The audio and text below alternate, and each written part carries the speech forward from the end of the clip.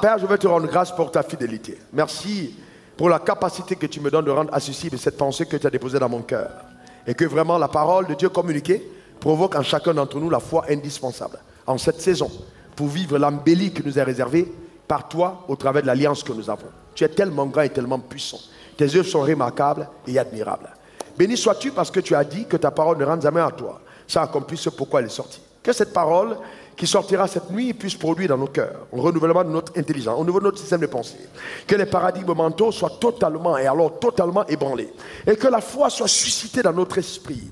Et que nous puissions en accord, en adéquation avec ta pensée, vivre selon les desseins préétablis et arrêtés par toi au nom suprême de Jésus. Merci pour ta main puissante et ton bras étendu qui se déploie et qui touche la vie de chaque personne. Merci pour l'habileté qui m'est communiquée, oh Dieu, par ta grâce, afin d'être à même d'apporter le conseil de ta volonté en cette saison, au nom suprême de Jésus. Et quelqu'un dise Amen 3 fois. Amen, amen, amen. Alors vous savez, cette manière de dire Amen, là, ça démotive. Hein? Donne-moi 3 bons Amen. Non, 3 fois. 3 bons Amen. Amen, amen, amen. La grâce, la foi et l'onction. Nous avons défini la grâce comme étant une faveur imméritée. Et nous avons dit que la grâce est plus importante que l'argent. Parce que ce que la grâce fait dans la vie d'un homme ou d'une femme, l'argent ne peut le faire. Nous avons vu que c'est par la grâce, Marie, connectée à Joseph, a été enceinte. Et ce qui a résulté de cette grossesse, c'était la naissance d'un fils héroïque dont le monde entier parle encore aujourd'hui et parlera toujours jusqu'à la fin des temps. Quand la grâce de Dieu te localise, elle change radicalement ton histoire. Elle embellit ton existence. Elle te donne aussi la capacité d'exécuter les desseins qui sont rattachés au mandat de la grâce. Car nous avons dit que chaque fois que Dieu te fait grâce, la grâce qu'il t'a faite sert à l'accomplissement de ses plans. Donc la grâce n'est pas simplement une faveur que Dieu te donne pour mieux manger. Non, c'est une capacité que Dieu t'accorde pour mieux le servir.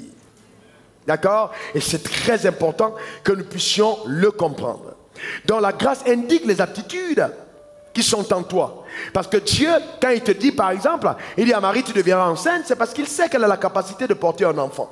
La grâce ne va jamais te demander de faire ce pourquoi, au préalable, elle ne te rendra pas capable de faire. Amen. Je te vois faire de plus grandes œuvres qu'avant. Ta manière de dire Amen m'embête. Donne-moi le meilleur des Amen. Et donc, nous avons dit que la grâce ne fait rien de petit. Chaque fois que la grâce commence quelque chose, même si ça allait petit, ça finit toujours grand. Nous avons défini la grâce comme une faveur imméritée, mais nous avons aussi défini la grâce comme étant une capacité surnaturelle pour assumer le choix qu'on est de Dieu. Une capacité surnaturelle pour assumer le choix que tu es de Dieu. Donc dans le couloir de ton appel, là où Dieu t'a positionné, tu es son choix. Tu ne t'es pas appelé toi-même, tu ne t'es pas choisi toi-même. Et même, le salut est la conséquence du choix de Dieu qui t'a été adressé. Car il dit, ce n'est pas vous qui m'avez choisi, c'est moi qui vous ai choisi. Donc si tu es à l'église aujourd'hui, c'est parce que Dieu t'a choisi. Maintenant, écoutez-moi très bien, Jean 1, verset 17. Jean 1, verset 17. Car la loi a été donnée par Moïse, la grâce et la vérité sont venues par Jésus-Christ. Voyez-vous, c'est tellement clair. La loi nous a été apportée par un serviteur et la grâce a été donnée par Dieu lui-même. Quand Dieu a envoyé la loi, il n'a pas jugé important de descendre lui-même. Il a envoyé quelqu'un qu'il a rencontré sur une montagne à qui il a montré le dos. Parce que c'était la loi. Mais quand la grâce devait être manifestée, il a jugé important lui-même de descendre. Pourquoi? Parce que la grâce est la plus grande forme d'expression de l'amour de Dieu. La grâce est la plus grande forme d'expression de l'amour de Dieu. Jean 3,16, Dieu a tant aimé le monde qu'il a donné son Fils. Il a donné son Fils. Voyez-vous, c'est important. La grâce est la révélation de l'amour de Dieu pour l'humanité. Jésus est descendu parce que Dieu a aimé le monde. Et Dieu qui a aimé ce monde ne peut pas militer pour la destruction de ce monde. Non. Je déclare sur ta vie que tu ne seras pas détruit au nom suprême de Jésus. Car la grâce de Dieu te préservera. Donne-moi le meilleur des amens. Dis encore amen. Oui, la gloire est venue par Moïse. Vous voyez, aujourd'hui, il y a tellement de mélange entre la loi et la grâce et la loi. Non, vous faites très attention. Comme j'aime à le dire, l'Ancien Testament signifie l'Ancienne Alliance. L'Ancien Testament signifie l'Ancienne Alliance. Quelqu'un dit Ancienne Alliance. Encore Ancienne Alliance. Le livre de l'Ancienne Alliance est plus volumineux que la Nouvelle Alliance. Le Nouveau Testament veut dire Nouvelle Alliance. Donc ce n'est pas parce que nous vivons dans un monde avec une Bible où l'Ancien Testament est plus volumineux que l'Ancien Testament a plus d'importance que le Nouveau Testament. Nous vivons dans une alliance différente, dans une alliance nouvelle. Testament veut dire alliance. Il y a deux alliances. Et dans Moïse qui est venu avec la loi, observez bien la vie de Moïse. Moïse a rencontré Dieu dans le désert et Dieu lui a parlé. Quand Moïse arrive en Égypte, quel est le premier miracle de Moïse? Le premier miracle de Moïse a fait quoi? Il a changé l'eau en sang. Et quand on parle de l'eau en sang, c'est l'expression de la colère. C'est l'expression du jugement. Donc la loi est descendue pour apporter un jugement aux hommes. La loi est sévère. D'accord? La loi. Moïse a apporté la loi. Mais quand Jésus est venu, quel était son premier miracle? Il a changé l'eau en vin. Ce n'était pas en sang mais en vin. Parce que Dieu, il est venu pour améliorer ta vie. Il est venu pour bonifier ta vie. Il est venu pour transformer ta vie en célébration. Je décrète et déclare sur ta vie, au nom suprême de Jésus, que tu célébreras la vie. Donne-moi le meilleur des amens. Dis encore amen. Jésus n'est pas venu verser ton sang, il est venu donner son sang afin que ta vie soit changée en vin. Est-ce que quelqu'un comprend de quoi je parle? C'est pourquoi son premier miracle, l'eau n'a pas été changée en sang. Je décrète et déclare sur ta vie, tu ne mourras pas. La grâce de Dieu t'est préservée. Donne-moi le meilleur des amens. Je suis venu afin que les brebis aient la vie et qu'elles soient dans l'abondance. Que la grâce de Dieu te localise et que cette parole s'accomplisse à ton égard au nom suprême de Jésus. Dis encore amen. Cependant, vous voyez, frères et sœurs, beaucoup de personnes pensent que quand nous parlons de grâce, nous sommes en train de légaliser la vie dans le péché. C'est pas vrai. Non, regardez ce que la Bible dit dans Romains 6, verset 14. Le péché n'aura plus la domination sur vous. Waouh! 1, 2, 3. Le péché n'aura plus de pouvoir sur vous, puisque vous êtes non sous la loi, mais sous la grâce. On reprend encore.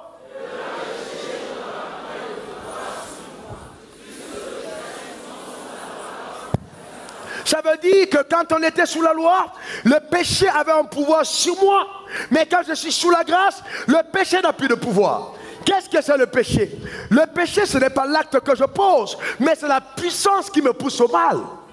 Donc le péché n'est pas l'acte, mais c'est la puissance qui, à l'intérieur de moi, me pousse vers le mal. Alors que, voyez-vous, quand je suis sous la loi, je n'ai pas la puissance de sortir, d'être débarrassé du péché. On est d'accord? Mais quand je suis sous la grâce, la force de Dieu m'est donnée.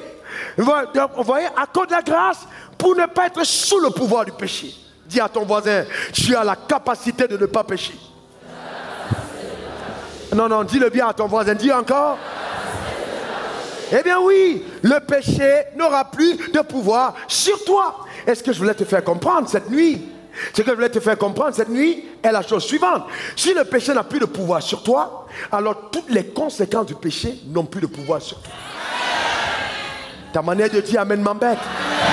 La Bible dit dans Romains 3, verset 23, tous ont péché et ont été privés de la gloire. Donc si le péché n'a plus de pouvoir sur toi, alors la privation de la gloire n'est plus puissante sur ta vie. Ta manière de dire amen m'embête. Je reprends. Le péché n'a plus de pouvoir sur toi. Donc ça veut dire que tout ce qui est rattaché au péché, que le péché a engendré, n'a plus de pouvoir sur toi. On est d'accord? Parce que le péché a été la porte d'entrée de la maladie. Donc la maladie, le péché n'a plus de pouvoir sur toi. Tout ce que le péché transporte comme cohorte n'a plus de pouvoir sur toi. coronavirus n'a plus de pouvoir sur toi. Le cancer n'a plus de pouvoir sur toi. La pauvreté n'a plus de pouvoir sur toi. Les complexes n'ont pas de pouvoir sur toi. Parce que le péché a perdu son emprise. Est-ce que tu le crois? Est-ce que tu le crois? Est-ce que tu le crois? Cependant, comme on l'a dit, la grâce n'est accessible que par la foi. Si je n'ai pas la foi, je n'accède pas à la grâce. Il me faut la foi pour saisir la grâce. Il me faut la foi pour saisir la grâce. C'est très important. Faites attention. 2 Corinthiens 3, verset 9. On a aujourd'hui, et c'est ça le drame de nos personnes dans nos églises, c'est ça ce qui est dramatique, c'est qu'on a beaucoup de personnes qui ne comprennent même pas le sens du salut.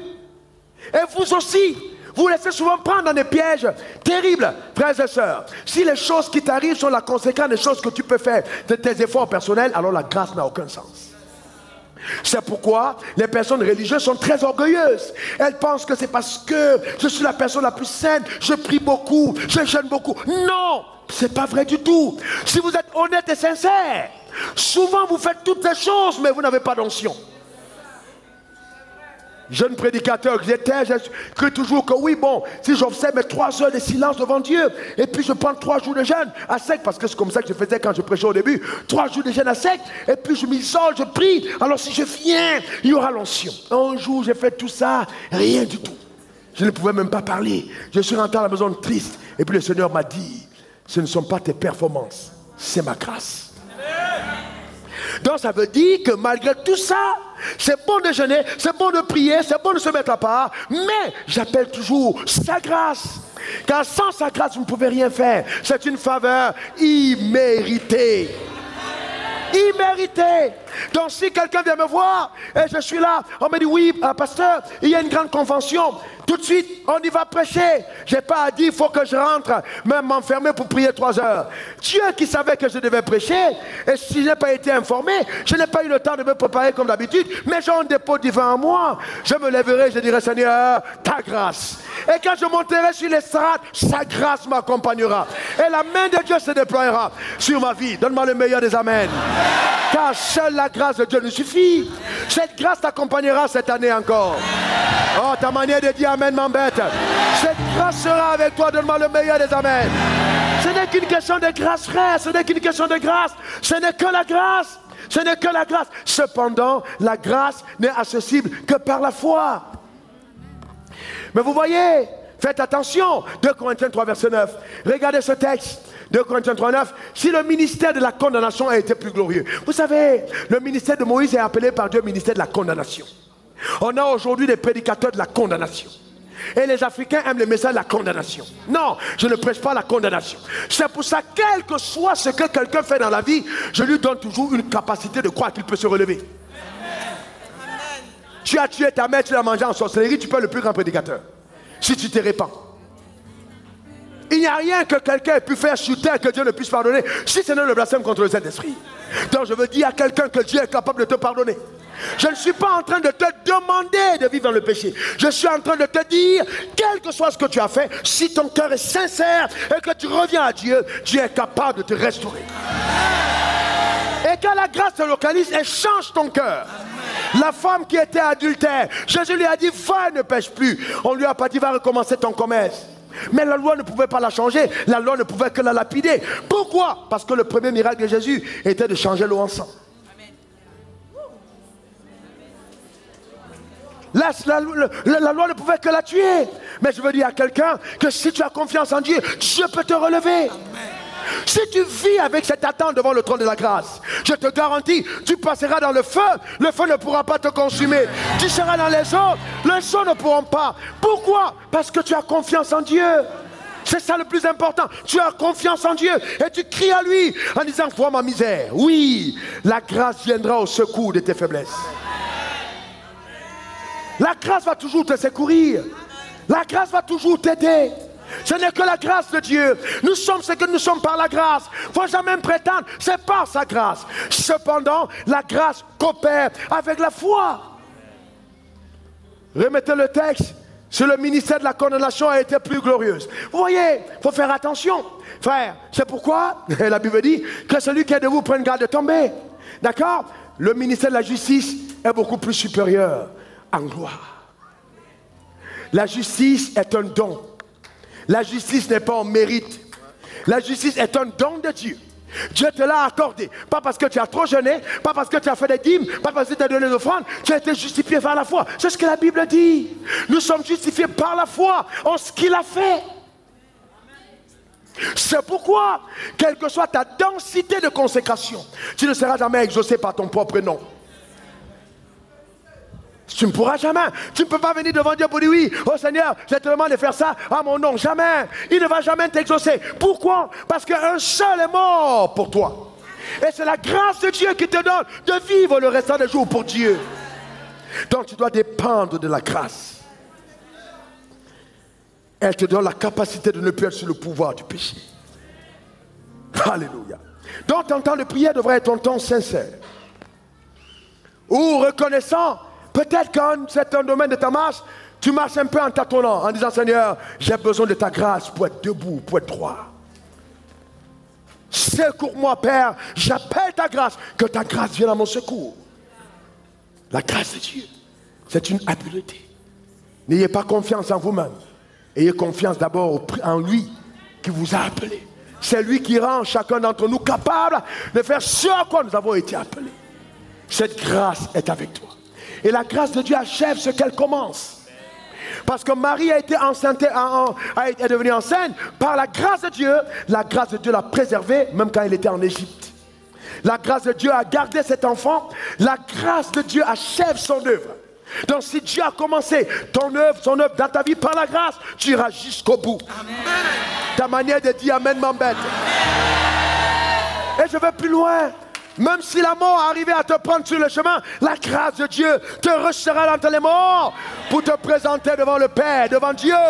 Amen. Est-ce que quelqu'un comprend de quoi je parle? Car personne n'a la capacité d'enterrer la grâce. Si tu vis avec la conscience de la grâce de Dieu, personne ne pourra t'enterrer.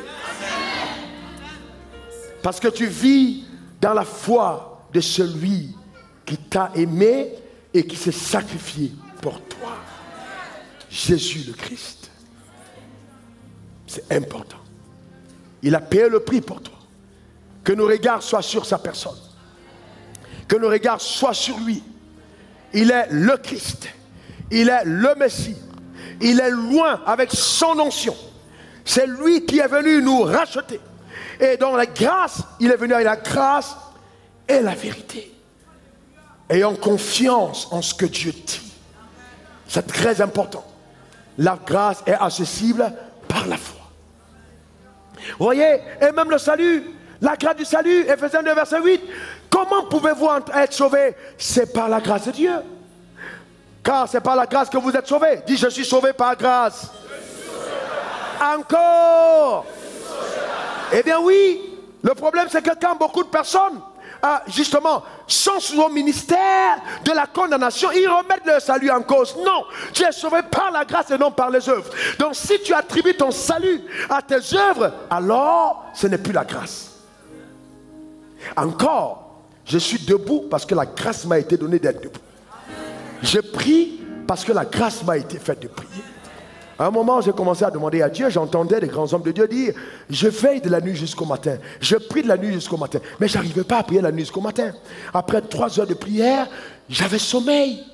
Et donc, j'ai demandé à Dieu, j'ai dit, je veux prier comme ça. Je veux faire des veilles dans ta présence. Et un jour, j'étais en train d'étudier et je priais.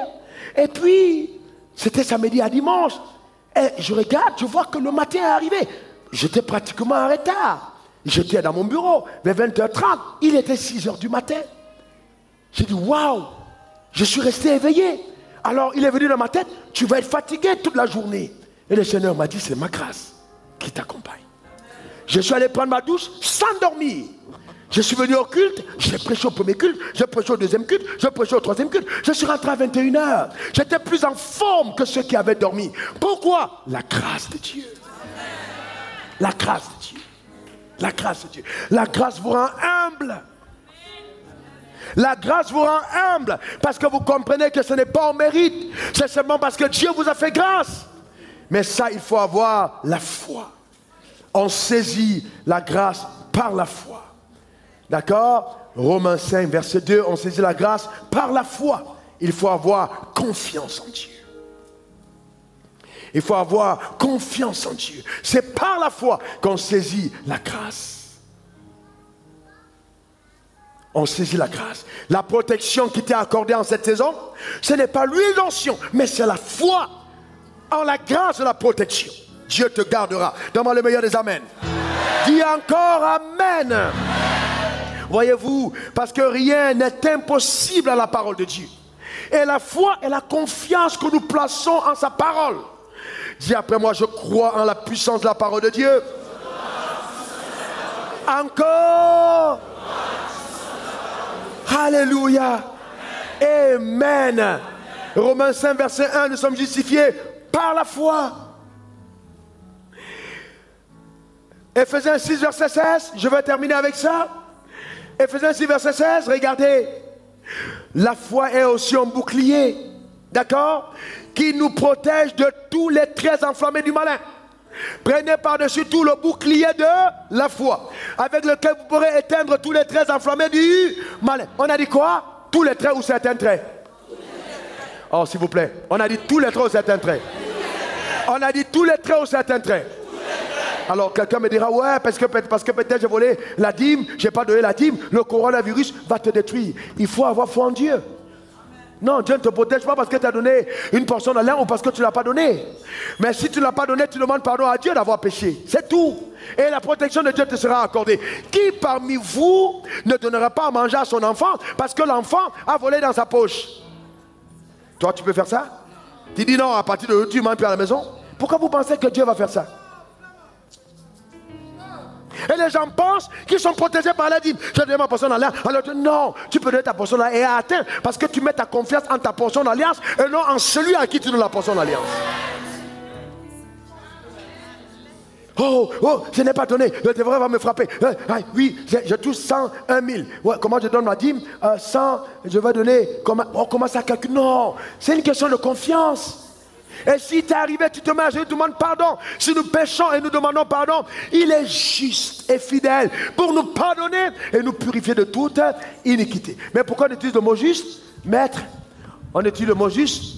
Révérend Hervé, avocat à la cour. On utilise le mot juste parce qu'il y a justice.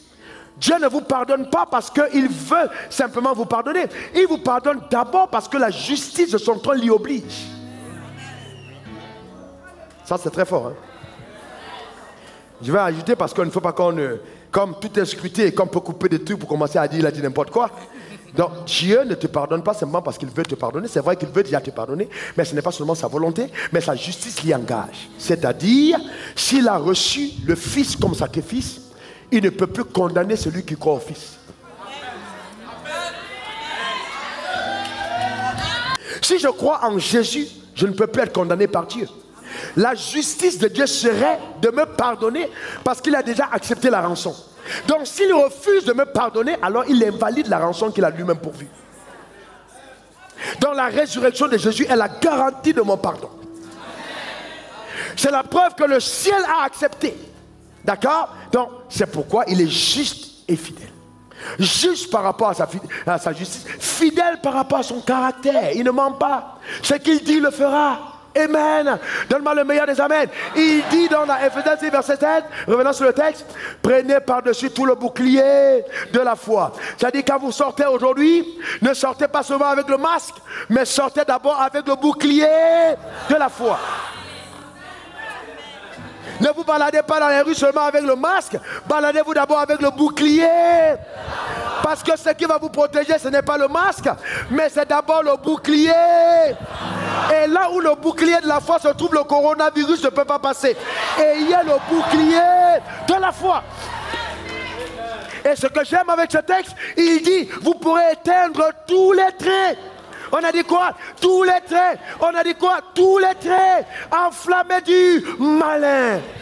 Alléluia. Donc s'il y a quelque chose qui vient du malin et que ma foi est levée, je ne vais pas être touché. Je ne vais pas être touché. Et je vais plus loin. Frère, ne pensez pas que parce que ton enfant n'est pas correct, oh oui, fais attention, hein, s'il n'est pas correct, coronavirus va te toucher. Non, ne tenez pas ce langage. Dites à vos enfants, parce que nous sommes couverts par le sang. Même si vous êtes arrivé à l'école, par méga d'être touché par un enfant qui a ce virus, vous ne l'aurez pas. Non, non, j'ai dit, vous dites à vos enfants, vous ne l'aurez pas. Soyez prudents, mais vous ne l'aurez pas. C'est le langage qu'on doit avoir. On est protégé par le bouclier de la foi. Frères et sœurs, vous voulez que je vous dise encore quelque chose de plus profond? Les gens qui sont sortis d'Égypte, ils ont été protégés par quoi? Par le sang. Ceux qui ont été gardés à Goshen, c'était quoi? Le sang. Le destitué est passé, qu'est-ce qui a protégé? Le sang. Le sang. Dans le désert, entre l'Égypte et le mont Sinaï, est-ce qu'il y avait la loi? Non. Je réfléchis. Entre le désert et le mont Sinaï, vous êtes des leaders, vous connaissez beaucoup la parole. Est-ce qu'il y avait la loi? Je vous pose la question. Il y avait la loi? Entre, ils étaient donc gardés par quoi? Il n'y avait pas la loi. Ils étaient un peuple sans loi. Mais ils sont sortis du désert, ils sont allés au mont Sinaï. Entre le désert et le mont Sinaï, est-ce que Dieu n'a pas été avec eux? Est-ce que la mer rouge ne s'est pas ouverte? Est-ce que la protection des cavaliers de l'Égypte, les 600 chars n'ont pas été faite? C'était la loi? Est-ce qu'ils n'ont pas mangé la manne et la caille qui descendait d'en haut? Est-ce qu'ils n'ont pas bu l'eau du rocher? C'était la loi? Maintenant qu'ils ont eu la loi, la vie a été plus compliquée qu'avant. Quand ils ont eu la loi, la vie est devenue plus difficile qu'avant. Donc, de la sortie d'Égypte au mont Sinaï, c'était une période de la grâce. Révélée à ceux qui sortaient de la captivité pour connaître la bonté de Dieu qui surpasse notre intelligence humaine. Ta manière de dire Amen m'embête. Donne-moi le meilleur des Amen. Dis encore Amen. Et je vais plus loin, puisque je fais une démonstration. Je vous pose une question. Est-ce qu'il y avait des adultères parmi eux? Si. Il y avait des commères parmi eux? Il y avait des menteurs parmi eux? Attends, vous êtes sûrs? Dans les maisons qui sont sorties? Des menteurs? Des voleurs? Des commères? Oui. Mais ils sont quand même sortis. Attendez. Mais attends, le dévoreur a frappé, ils n'ont pas été touchés. Dieu n'a pas vu qu'ils mentaient. Il n'a pas vu qu'ils volaient. Mais pourquoi ils ont été gardés?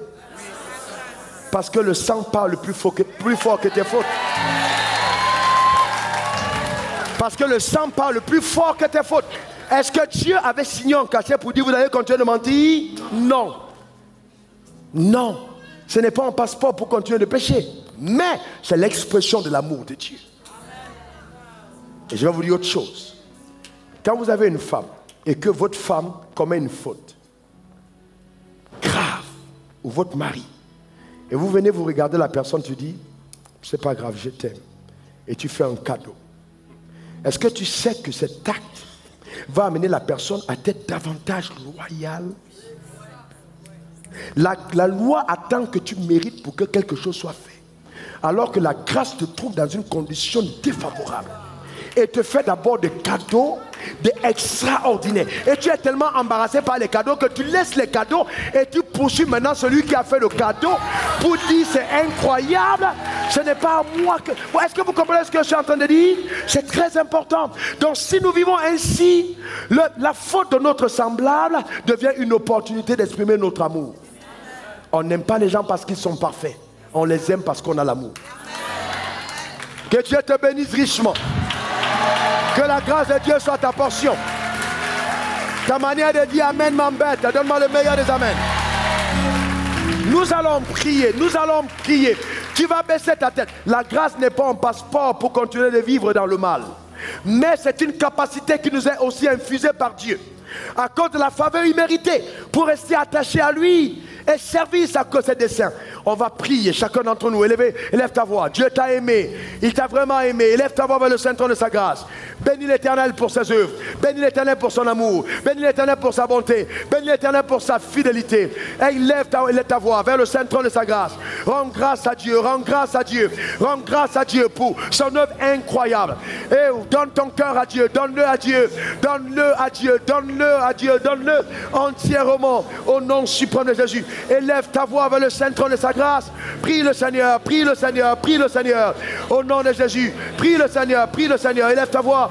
Parle à Dieu là où tu es. Parle à Dieu là où tu es. Parle à Dieu là où tu es. Parle à ton Père là où tu es. Parle à Dieu dans le nom suprême de Jésus. Parle à Dieu au nom suprême de Jésus. Merci Seigneur.